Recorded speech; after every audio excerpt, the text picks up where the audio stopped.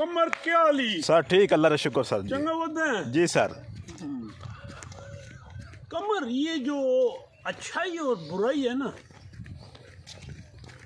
ये इकट्ठी चलती है। इंसान के खून में अच्छाई और बुराई दोनों के एलिमेंट्स हैं,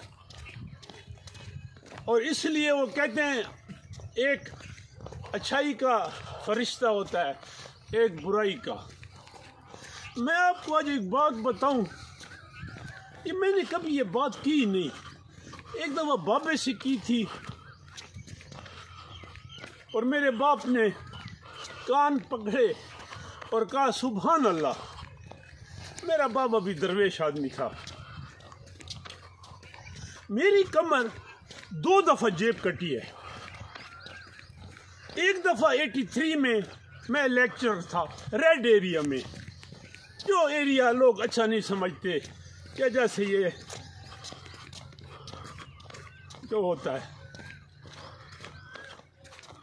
और एक दफ़ा 2005 में जब मैं हज कर रहा था, हरम पाक के सामने तौफ कर रहा था, मेरी जेब कटी 2 दफ़ा।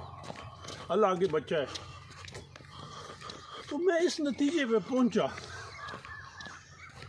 कि ये ज़िंदगी अच्छाई और बुराई के दरमियान एक स्ट्रगल है। बुराई से अच्छाई आपको बुलाती है,